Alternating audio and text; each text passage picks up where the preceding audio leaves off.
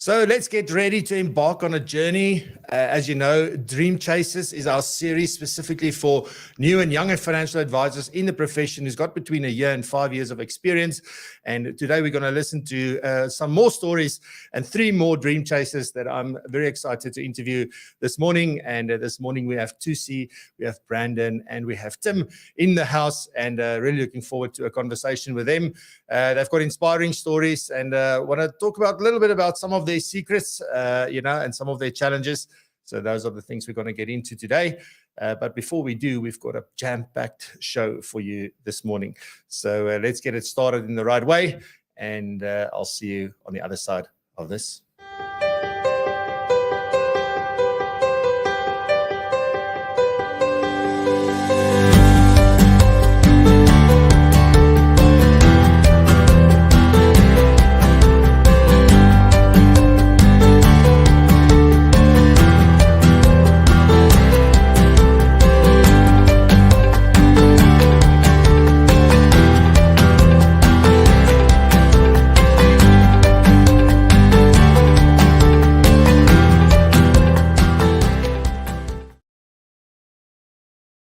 Good morning, good morning, good morning. Warm welcome, and I'll make it warm because it's definitely not warm yet. So good morning.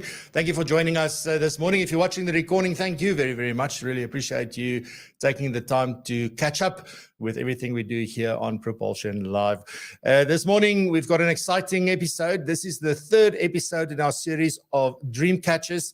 We interview young and new financial advisors to the profession who's got between a year and 5 years of experience, and we get into their stories, their challenges, and sort of what would make things great, and what do they think about the future of financial advice, and where do they see themselves going. So really looking forward to that. But I'm not alone, as ouder gewoonte, So I've got Leilani Bezuidenhout in the house this morning from the Financial Planning Institute, and she's sharing some interesting news and updates with us this morning. We've got Norma. Norma's talking about, where does my overwhelm come from? Please tell me, Norma, because it's something I deal with quite often. And then Mr. Kobus Lane is going to help us accelerate our brands. And very aptly is today talking about dream catcher branding for professionals. So looking forward to that one. I've got a couple of big announcements and nice announcements and cool announcements as well to make. And then we get into our conversation. And today I'm giving away another book. So we are going to give away the last book of The Ultimate Guide to Retirement by Bruce Cameron and Wouter Fourie. So we're going to give away the last one. And then also next week, I'm going to give away another book. I've got 3 of these as well, which is Hendrik Crawford's new book on purpose-driven financial coaching. So that's going to be from next week. I've got 3 copies of these as well. So we'll be giving that away. So if you want to participate, #retire today. So #retire, very, very easy. So do that. Right, so let me say a quick good morning this morning. If you haven't said hello in the chat yet, please do so. We've got first in the house this morning, Mr. T. Hope it's not from your swimming pool, sir. It's very, very cold. But if you do, then well done to you. We also said Kobus, who said good morning. Kobus is here in the studio this morning. Shamaine, good morning. Awesome to see you. Johan, nice to see you. More. Whoops, jumped over. Nikki McDonald from the comfort of, I don't know, behind a coffee mug. Good morning. Adrian Jordan, goeiemorgen. Nice to see you. Greg, good morning. Nice to see you as well. Mr. Craig Finch, good morning. Nice to see you. And there comes the #retires. Fantastic. And then we also got Nema Mdala in the house. We've got Tanya Kutsia. Tanya, lekker om vir jou te sien. Ons kort jou weer bietjie terug hier op die show. En so lekker. Lekker is all I'm going to say about this morning. So if you're ready, I'm ready. I'm going to hand over to Leilani, and we're going to get the show started this morning with current affairs.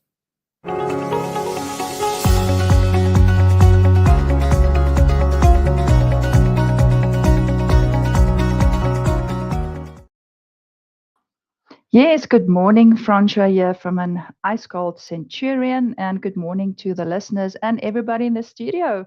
Hope you have a fantastic Friday so far. So I'm going to hone in on just 2 stories for today. There's a lot going on, but let's just focus on what is happening today. So if you haven't heard, the National Treasury and the Financial Sector Conduct Authority and the National Consumer Financial Education Committee, in short, NCFEC.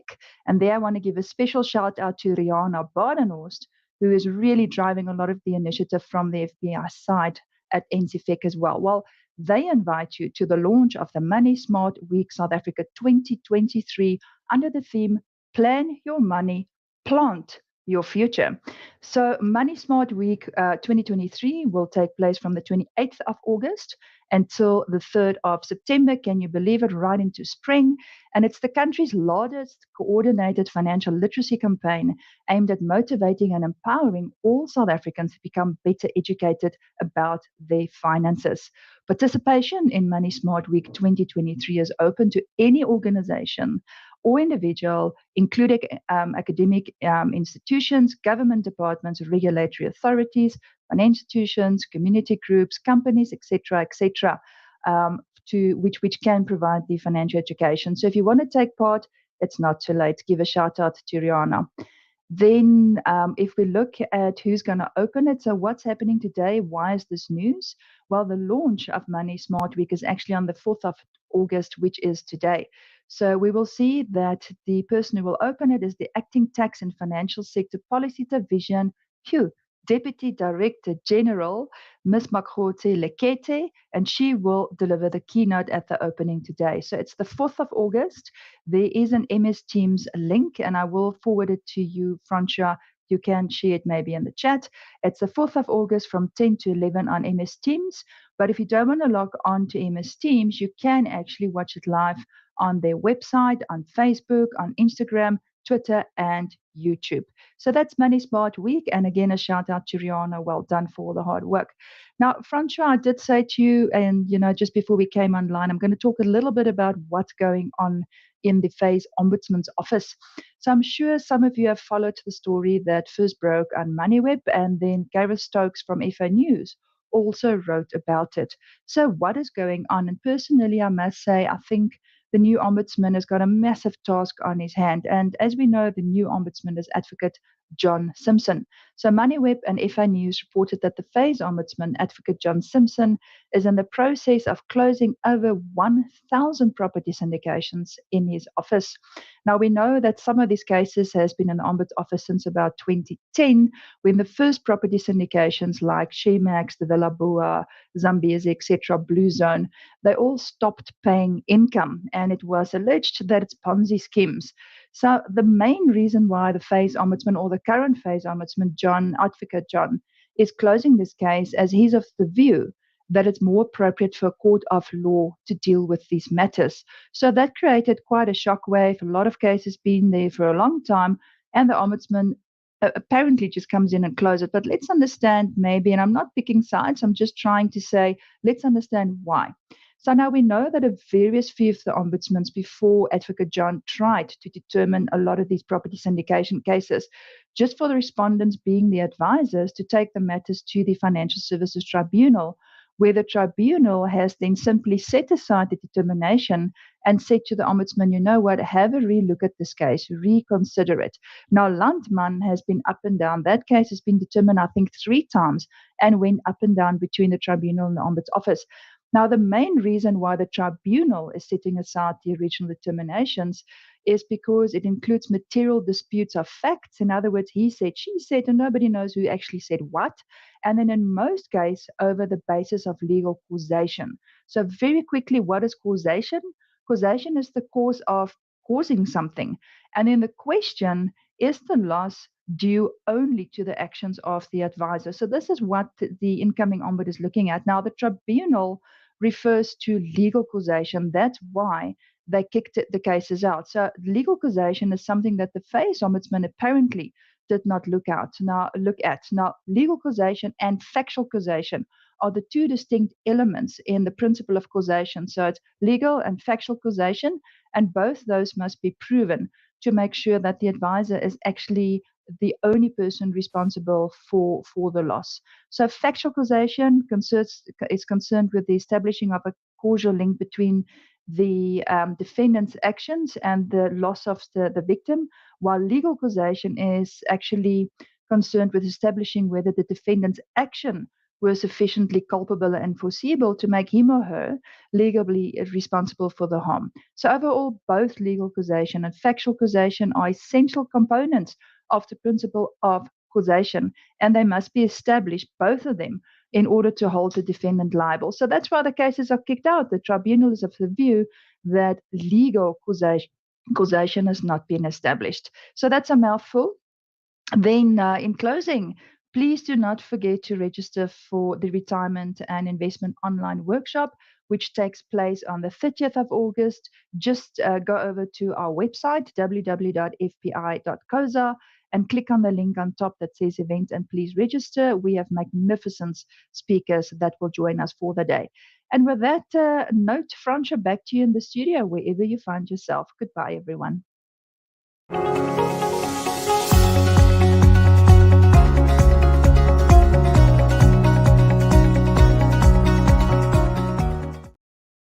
Righty, so next up we have Norma, and Norma is going to talk about what causes our overwhelm, and looking forward to this session. So Norma, over to you. Looking forward to today's session.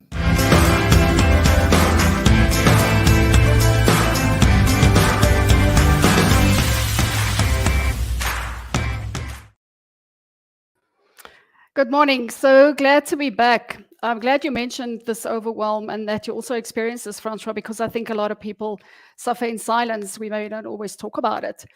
I want to start off by saying that, have you noticed that overwhelm always comes just at the right time? Just when we want to get productive, we want to, work on this deadline or work on this project, overwhelm, sticks its head out. And I think overwhelm really gets us to do the complete opposite of what we want to do. It keeps us stuck and it keeps us procrastinating. So I want to talk to you a little bit about overwhelm today and share my thoughts about it. And I want to start by saying what exactly it is and what it creates for us, but also where it comes from. Because I think if we understand those two things, then we know that we actually have the power to change that. We don't have to, work from that place of overwhelm, because the actions that come from that place isn't necessarily always it's not coming from a place where we actually find joy doing the things we do, but it's just to tick those boxes and get those things done. And then one super important thing that I want to mention that get you out of overwhelm. So to start off with, what is overwhelm? Overwhelm is that emotion that we all feel. It's that feeling or that state. And we all can describe it as something very uncomfortable. It's something we want to avoid and resist at all costs. But also, if we experience it inside of our body, it really feels quite heavy. If I can experience it and tell you what my experience is like, yours might be different. It is heavy. I feel very closed off. And it feels very fast. And it feels like I can't think from that place. So what overwhelm exactly creates for us is that sometimes we are in this place where we want to distract ourselves. We don't want to get down and actually do the work. That we have, our thinking is maybe not as clear as we want it to be. When we have overwhelm, we sort of get our priorities a little bit mixed up. What should I do? What should I leave? And I think we also are in a place where we are more so focused on what other people are doing than what we are doing. And we also might want to blame sometimes other people. So knowing that, where does overwhelm come from? So as I mentioned, it's an emotion. And what we have learned from psychology is that our thinking creates our emotions. So contrary to what you might believe, is that our emotions doesn't come from the situation or a person or anything out in the world. It comes from what we think. So I can prove that to you. So do this exercise with me. Now think of a time, and maybe a couple of years ago, it might be recent, where you were on an amazing holiday with your family. So what comes up for you? And for me, it comes up, I feel elated. Now, think of a situation where you maybe just had a brand new car and there was a scratch on this car. Now, immediately I feel annoyed. So it just shows you that I don't have to be there to feel happy or elated or feel annoyed. I just simply have to think a thought about that event or that place. So when I think about the holiday, I was thinking, I had such an amazing time. I wish I could have a holiday like that again. When I think about the car situation, I was thinking to myself, this woman shouldn't have tried to push her trolley through that little gap between the two cars. So this really proves to us that it's not the situation that causes the overwhelm, but the way that we think about it. And that's great news, because now we can go and change it. So when we are in this place of overwhelm, we normally have a couple of thoughts, and I've written down a couple of them. Maybe you can recognize them as well. I can't do this. This is too much for me. I'm the only one who cares. Why do I have to do everything? So those are a couple of thoughts that came up. Now, this one super important thing that I want you to maybe just be cognizant of the fact when you are overwhelmed, and this is quite important because this can change the whole situation for you. So try and look at the situation, but be very specific.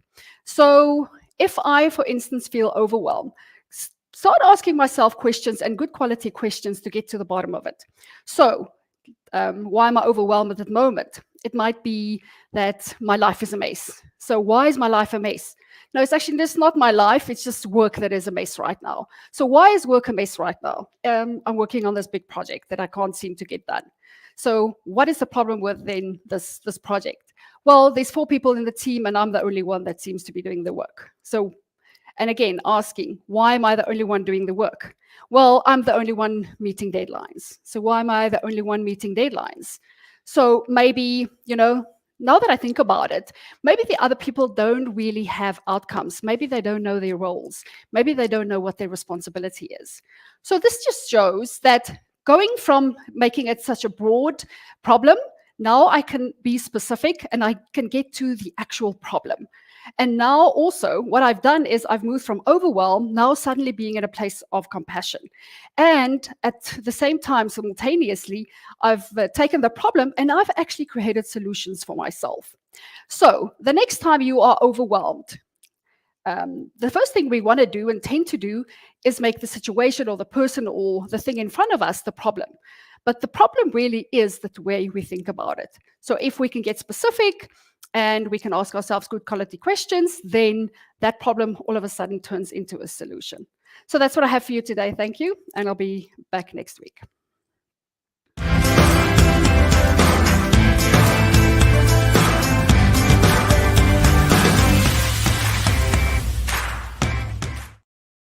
Fantastic. Thank you very much, Norma. And I think you hit a few nails on the head. And most of the things on your list are definitely the thoughts and things that come up for me. So thank you very much for another stunning segment. Righty, so next up we have Kobus. And he's going to help us accelerate our brand, talking about dream catcher branding for professionals. So Kobus, over to you.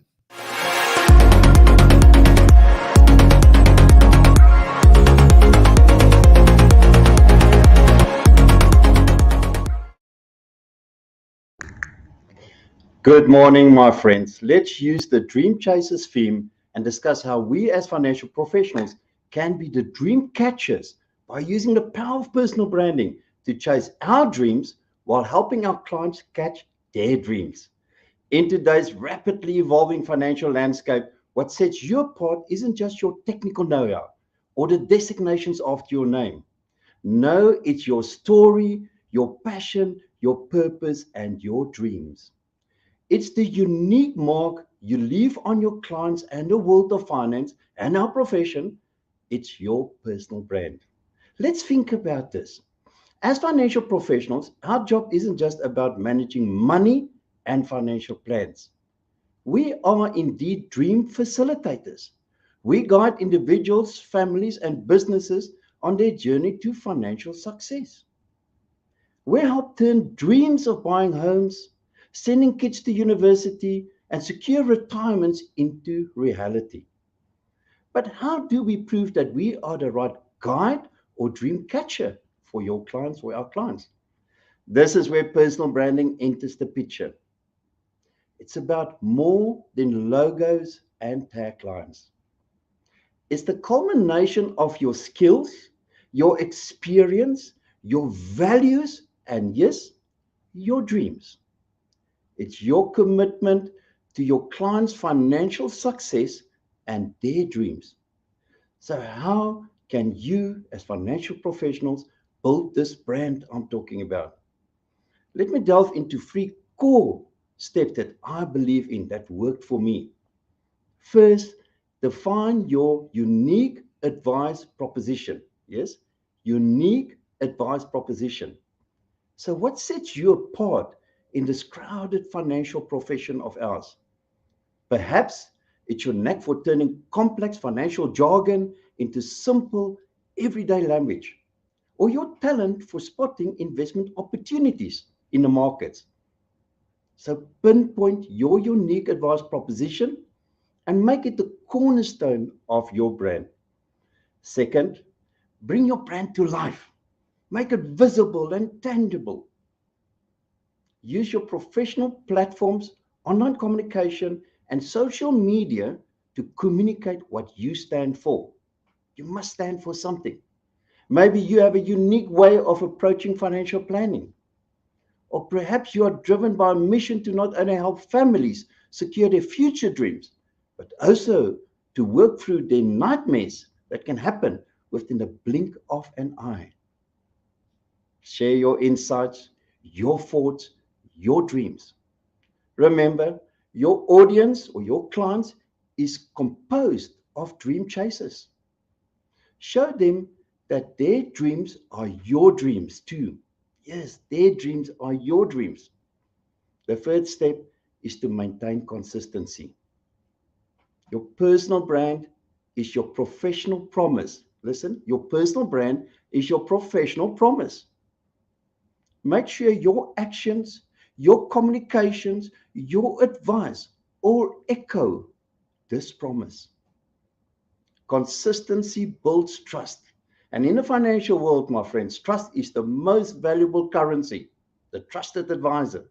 So as financial professionals and dream chasers or catchers, embrace the power of personal branding. Don't shy away from sharing your story, your unique approach, your dreams, and what you stand for.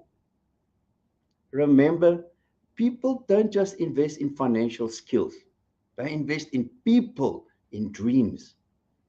A strong personal brand, a robust brand, will help you stand out in the sea of financial professionals. It's the lighthouse that guides dream chasers towards you to become their dream catcher.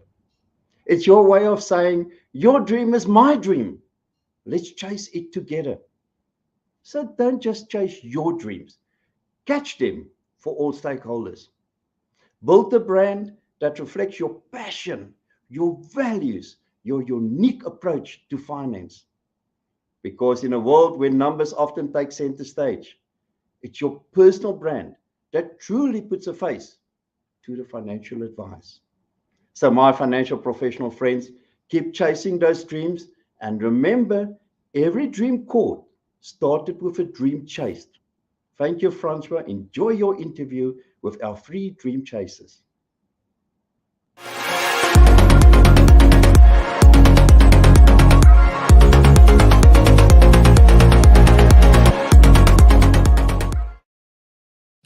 Brilliant session. Thank you very much, Kobus. Appreciate it. Always so much passion and fire. Thank you so much. It was absolutely brilliant. I do want to say good morning to a few people who logged in a little bit late. We've got Mark, my friend down in Australia. Good morning, Mark. Hope you're doing well. Arun, good morning. Nice to see you as well. We've got Francis. Good morning. Got Rihanna Bardenos. Good morning, Rihanna. Nice to see you. It's got Mark Dimitriadis. Marky, it's been a while. My birthday twin. So there we go. Rizan, good morning. Nice to see you.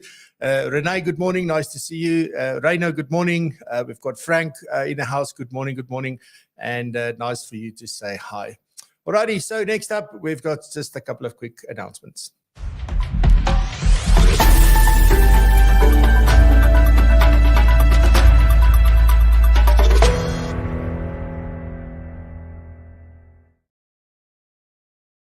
Alrighty, so first off, if you want to enter the lucky draw that we're going to do at the end of today's show, you've got to comment #retire in the comments or in the chat, and we will then use the system to pick one lucky winner, and that lucky winner will win the ultimate guide to retirement in South Africa, which is by Bruce Cameron and Wouter Fourie. So it's the last one. We've given away 2 already, and this is the 3rd one, which we'll give away today as well, and then we'll be off to the nearest posted, I assume, to send all of these books off to you. So do comment #retire and stand a chance to, all by chance and by luck, win a book. Alrighty, so there's quite a few things that I want to share with you this morning. The first one is Humans Under Management is taking place on the 19th of September.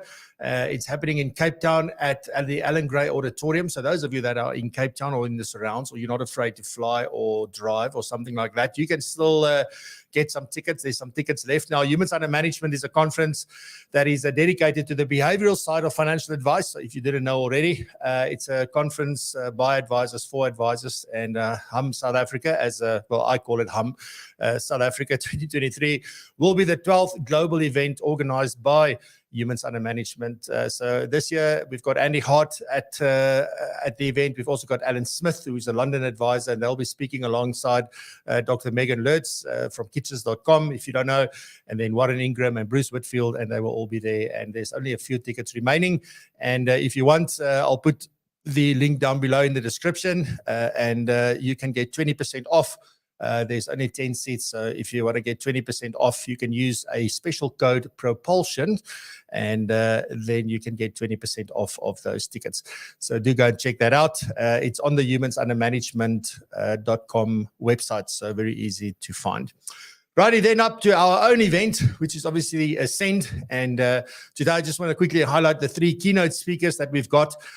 We did announce in the week our closing keynote speaker, who is Daniel Priestley. And Daniel Priestley is an international entrepreneur. He's a best-selling author as well as an international speaker. And he's the founder of Dent Global. He's written several books. I think there's 5 or 6 books that he's written.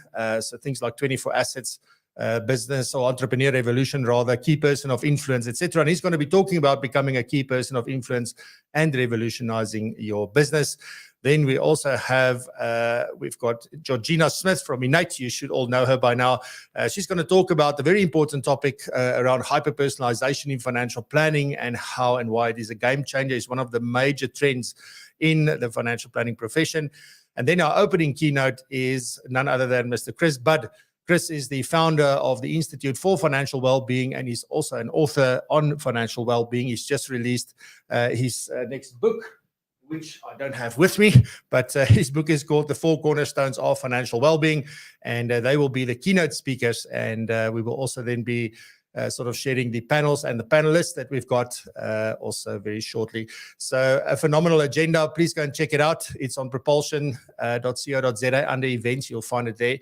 And we've also been sending loads of emails and WhatsApps and all of that. So you have the link somewhere, I promise you. If you don't, let me know and I'll make sure that you get it. The tickets are 595 Rand a ticket. We're not doing discounts. We're not giving anything away, nothing. The value is absolutely phenomenal. So please go and get your ticket today. The link is also down below in the description, just to make it easy.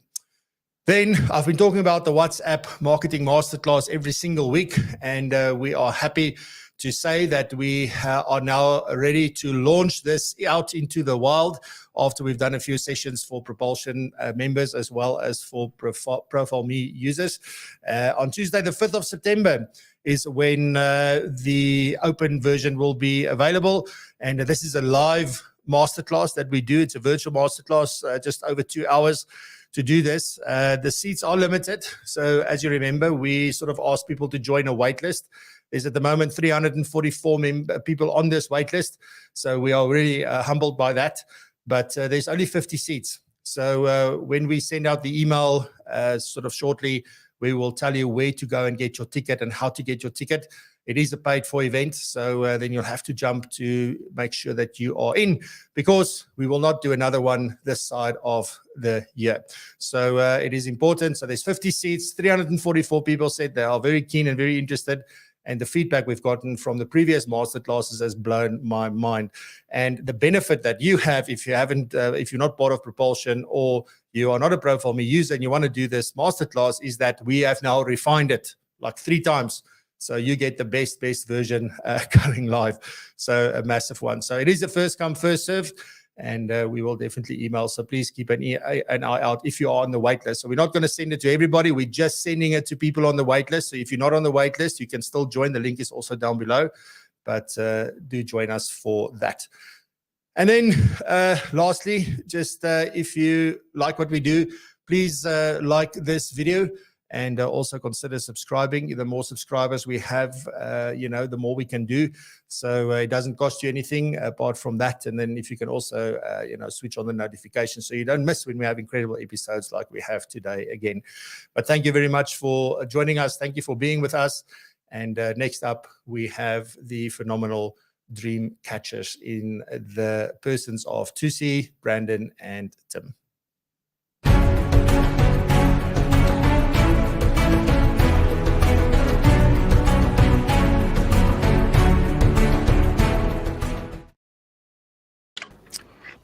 Alrighty, so good morning. First up, I've got Brandon. So Brandon, good morning. You're on the big screen this morning. Very first, just a warm welcome to all three of you. So Thusi, you were in the house first this morning, so good morning to you. Good morning to you, Brandon, and good morning to you, Tim, as well.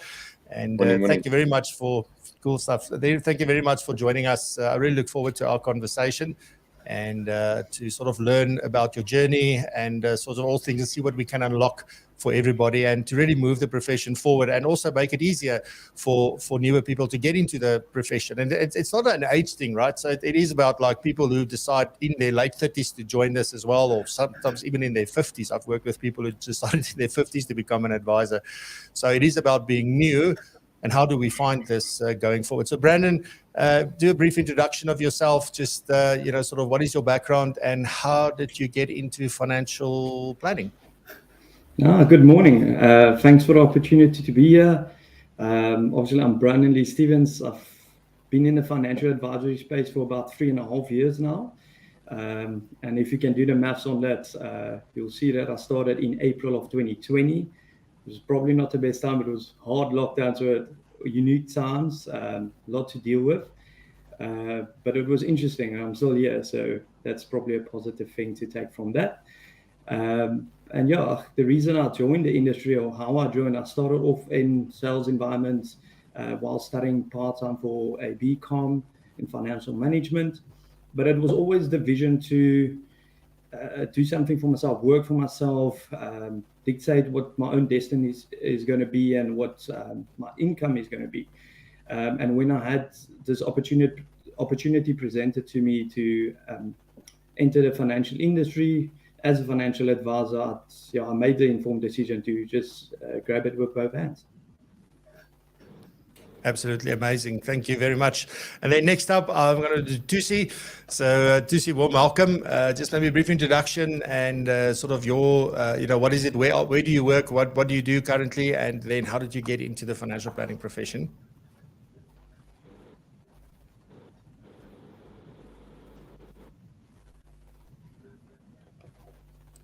I think Thusi may be having a little bit of an issue. So Tim, I'm going to jump over to you and ask you the exact same question. So no problem. How did you get in? Like, what's your little bit of your backstory, just so that people get to know who you are? Cool. So once again, thanks, Francois. I appreciate the opportunity to be on your show today. From my side, so I started at a very, very young age. I started as a broker consultant. I think, that's where most people usually do start. I then moved over to the advice space and actually now subsequently moved back to the distribution side of things at BrightRock Life. The nice thing about this industry is there's never-ending opportunities. You work with people, and everyone wants someone to sell in their business. I mean, if it's a brokerage or a distribution team or an insurer, because at the end of the day, you almost cost the company nothing and you bring in income. So I think this is the best industry in the world, if you ask me. You get to work with people all day, and I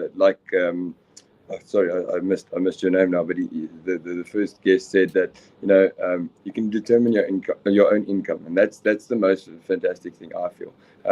If you can write your own paycheck every month, what more do you want? What more than you want do you want in that?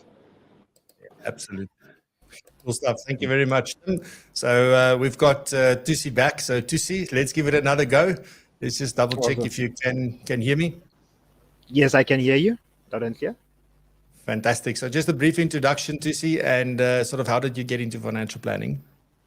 Great. Good morning, everyone. My name is Thusi. I work at Sandam. I have just under 5 years in the industry. And I was introduced to the industry. I was in sales. I can say hardcore sales. I was just selling.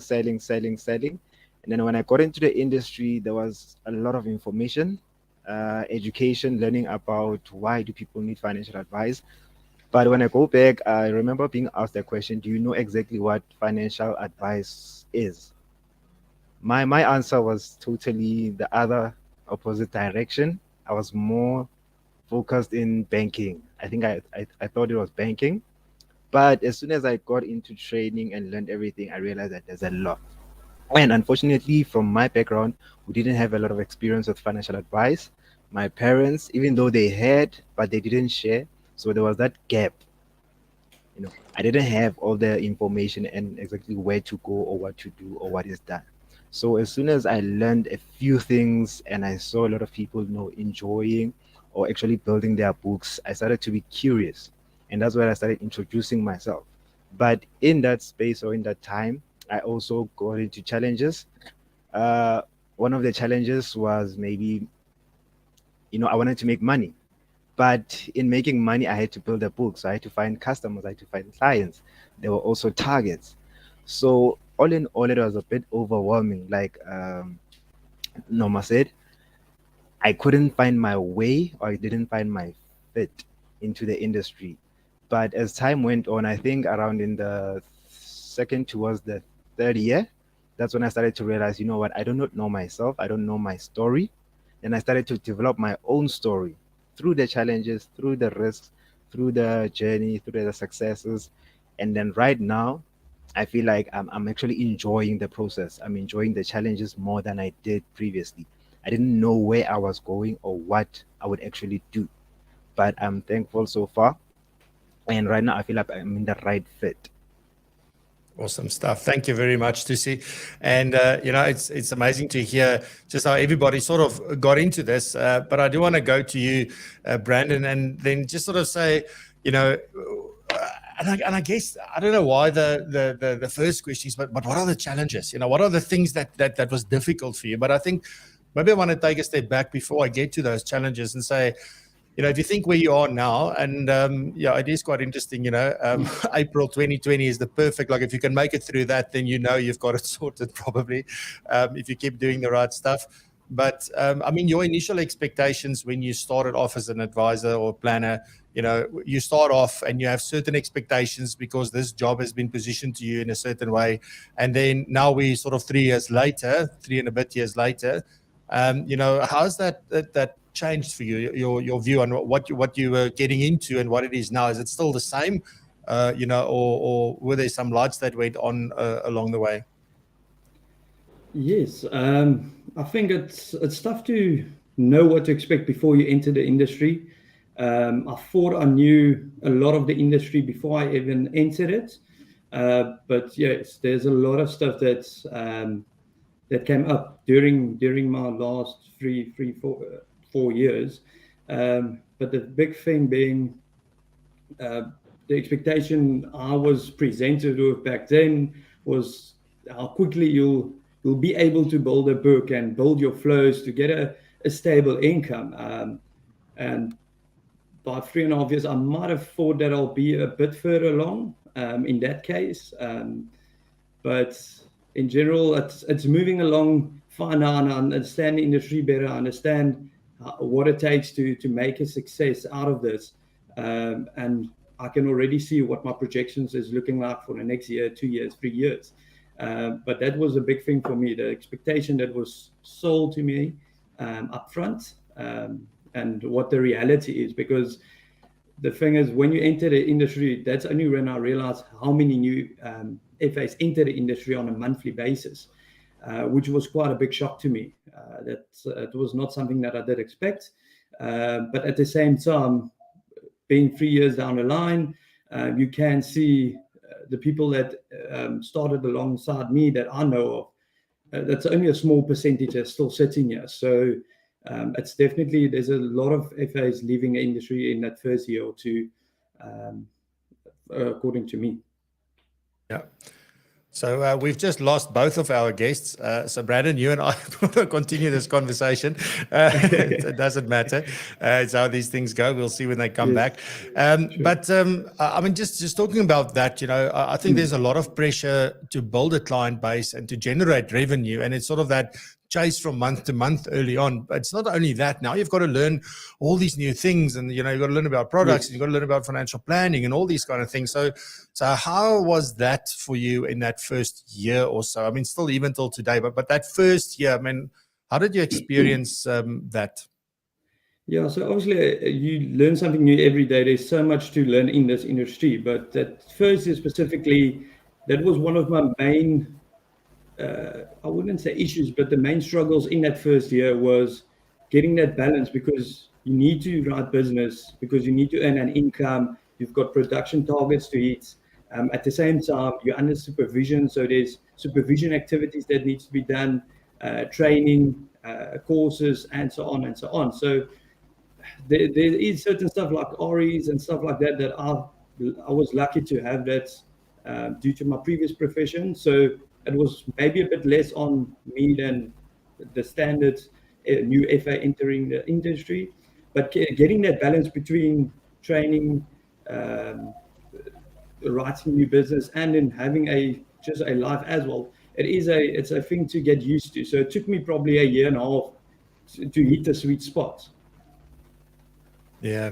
And I think just that pressure is really like even more than what we think it's going to be, you know, because it sounds sort of, you know, do you know a lot of people? Do you like, and then you start talking to them and you find like, well, it's not as easy, you know, so definitely not. And Thusi, good to see you back. So I want to ask you quickly as well. I mean, you were mentioning about, you know, building an income and earning an income. It was sort of top of mind for you at the time as well.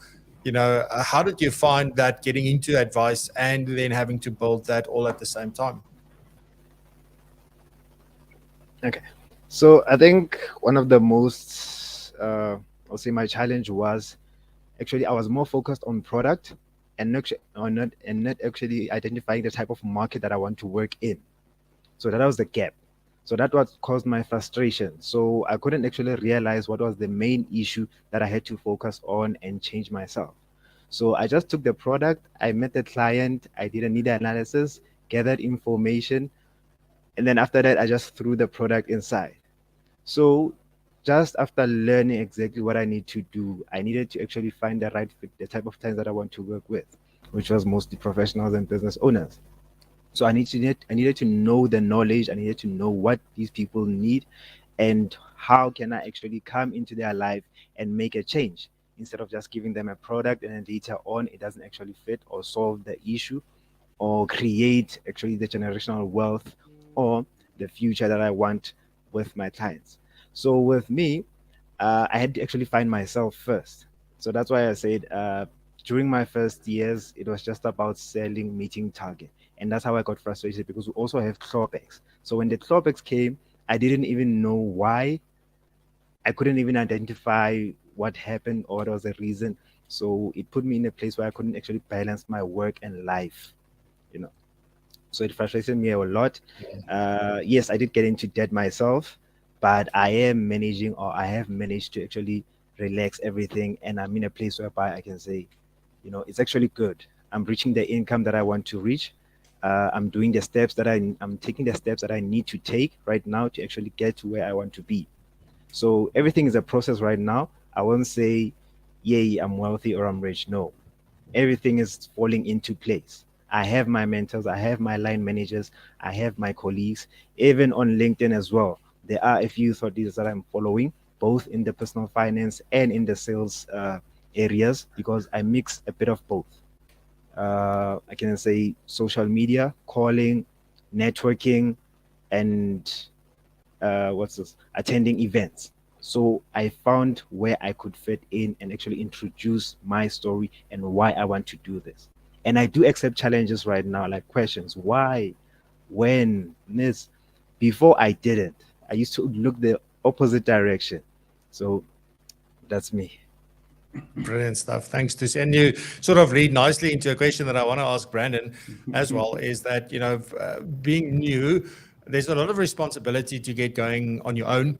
This is a self-starter type of environment. This is not something if you need to be babied or you need to be looked after and your nose cleaned and those things, you're probably going to find it very hard to make it in this profession. But my question to you would be like around like mentors. You know, one, do you have mentors?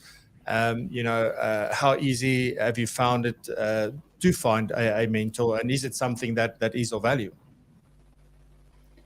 Yes, for me, this is the make or break in uptake and the retention of new advisors in the industry. Because it is a tough industry to enter in and to get started, and it's not going to do any favors. You have to graft, but at the same time, you need that guidance. And I think that's where having a mentor or mentors who can guide you, coach you, relate with your experience, as they've obviously all been in your position at some point, is imperative for a good success rate in this industry. Yeah, cool. And to say, I mean, have you found any particular people that is also helping you, in your journey?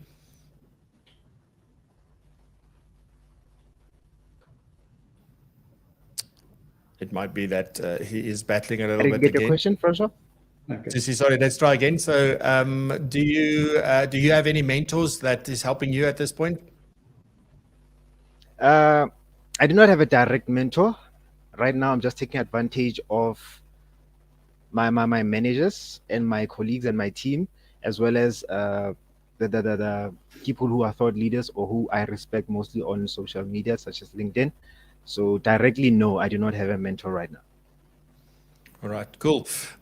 So I think let's move on a little bit from the sort of the challenges and the obstacles, kind of thing, and talk a little bit about some success stories and maybe some effective strategies even that you have found early on in your journey that's working for you at this point. And I think what is important is that there's a lot to learn from these as well. Doesn't matter where we are in our journey. If you think about the financial advisor maturity curve I spoke about the other day, it is a journey. And there's always something that we can take from one phase and implement into another phase. So for me, it's sort of important to say, like, is there anything in particular that you have done, that's worked well in your journey so far? And Brandon, I'm going to come to you first for that question. Yeah, so initially it was a struggle to find that sweet spot. You need to find what works well for you. I think it will be different for every individual. We all have our own strengths and weaknesses. So initially, the big thing is you need to find clients. Firstly, when you're starting this journey, it's easy when you're more experienced and you have your book to then change your approach a bit as to how you approach your business. But from my side, initially it was you have to network, and there's different ways to do it. But in my opinion, it's much easier to network to what I would call warm leads instead of doing pure cold calling. Much better success rate on that. So for myself, I'm part of a lot of social clubs. I cycle, I run. There's a lot of other activities that I do, and it's big groups. So just by having everyone be aware of what you do, where you work at, which company, it's easy to start up those conversations over the course because you see them 2-3 times a week. So that's my strategy, and it's been that for the past 2-3 years, and it's worked really well. It almost comes down to, hanging out where your clients are hanging out, because often, you find that advisors hang out where advisors hang out, and that's great for building, because you also need an internal network, or a network of peers and other professionals, but they're not going to give you business. They're there to support and help you and mentor you and guide you and things like that, and we're there to cheer each other on. But at the end of the day, it's important to go where your clients are. And, so it seems that you're doing that very, very well. To see from your point, is there anything in particular that you're doing that is working extremely well for you this early on? Okay. For me, I'm a bit of an introvert, or I started as an introvert. It sounds a bit weird when you're in sales and personal finance, but yes, I was. So what I learned to change was actually introducing myself. That's the basic line. introducing myself. Hi, hello, how are you? So that's how I went or I entered into networking. So whenever I network anywhere. Not randomly when I stop and then someone sits next to me, I'll say, I'm a financial advisor, so forth. I just introduce myself. My name is Thusi Moagi. How are you? How was your day? This and this. And then everything leads to actually information gathering. I learn more about the person themselves than actually finding something to do in my work. And then after learning everything, I'm like, okay, you know what? I'm actually a financial advisor. And if you do need for us to talk, or if you need for me to elaborate more on what we've just talked about, we can sit down. That will be lovely. And then from then on, everything else just lays itself out. But not everyone will be my client. And then some do come back later on. This is what I've learned through the years, that it's a journey, like you've mentioned. It's a long journey. You're not just supposed to think short term in terms of targets and everything. Build the relationships, and then in the future, they will actually pay you back. Brilliant.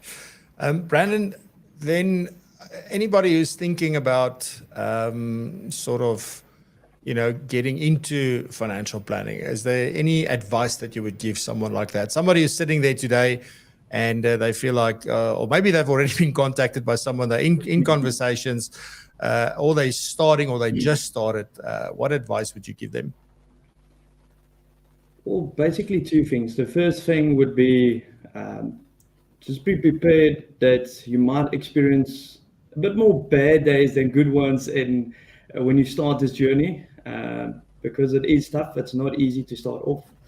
But if you can graft and you can work through those bad days, the good ones will definitely make up for it. So that's my first point. Secondly, choose a team, join a team that will offer you the support, the guidance that you will need to succeed. So in my opinion, it would be getting a mentor, but it could be something else to every individual.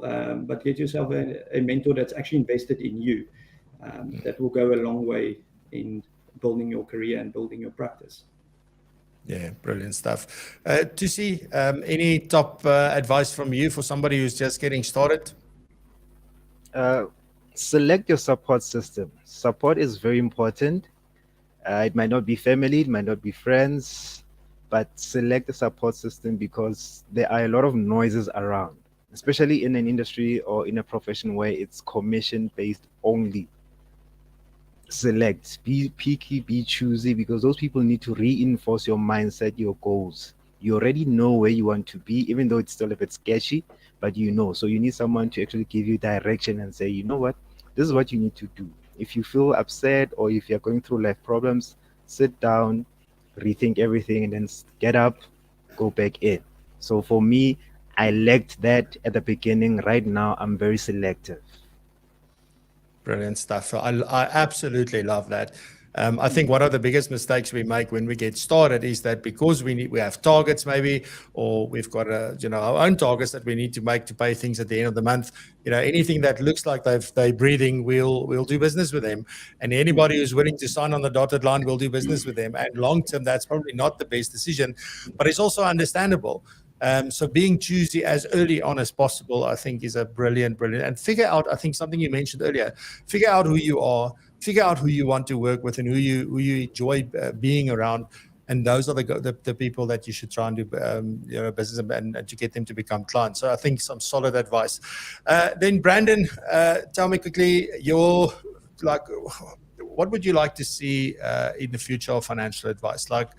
Maybe where do you see things going, or where would you like to see things going in financial advice?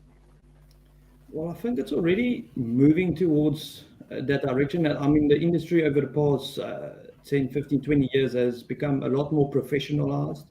So it's definitely, from my own experience, talking about parents and grandparents and the type of advice that they sometimes receive, it wasn't necessarily with their best interest at heart. It was just selling, and it was properly. It's a different industry altogether now.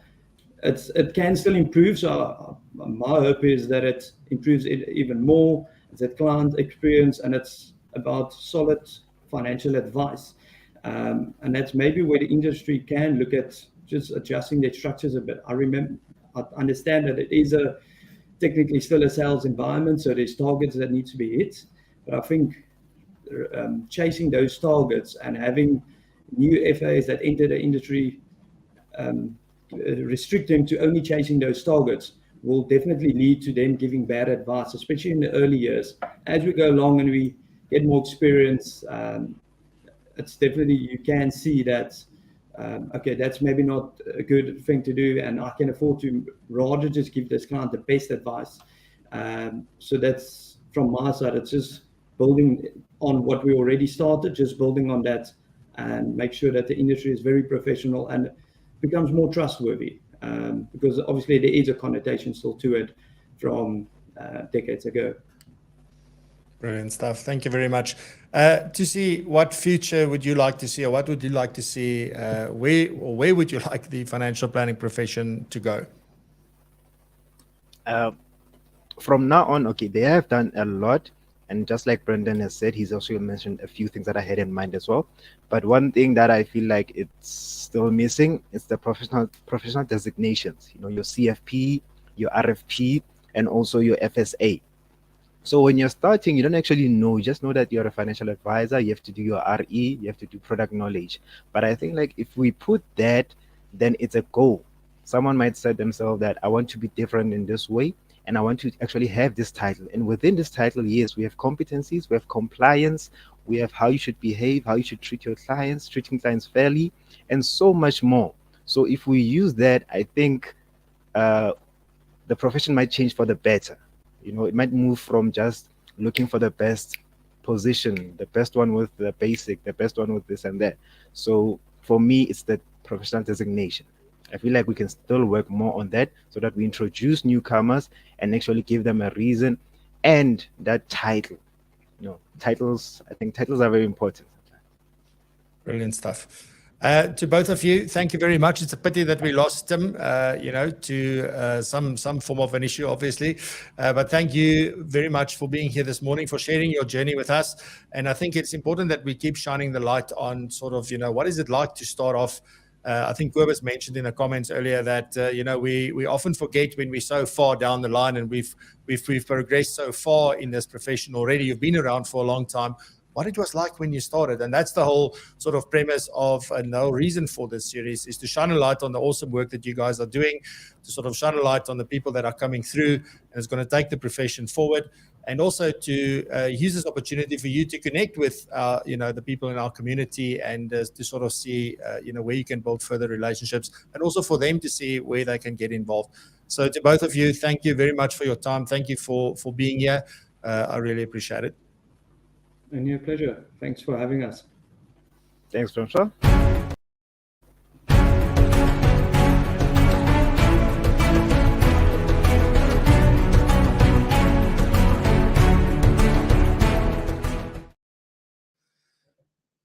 All right. So after that, we are going to do the lucky draw, and I'm excited to do this. So let me just make it a full screen.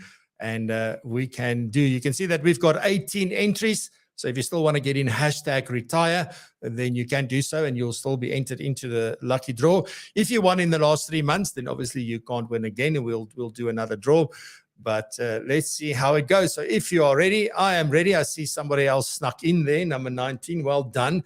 And let's see who's going to win the ultimate guide to retirement in South Africa. So here we go. Who will it be today? Who will it be today? Let's see. Nema, well done. Nema, please get in touch with me via LinkedIn. I don't think I've got your details. If you can get in touch with me via LinkedIn, that will be absolutely fantastic. But well done. Big congratulations. And really happy that you won this amazing book by Bruce Cameron and Wouter Fourie. Definitely a worthwhile read, and some practical things you can implement in your practice. All right. So with that, we'll be back next week, same time, same place. Thank you very much for being here. I want to wish you a fantastic weekend. Stay safe, be blessed and prosper, and continue to raise the bar. Thank you very much. Love you. Bye-bye.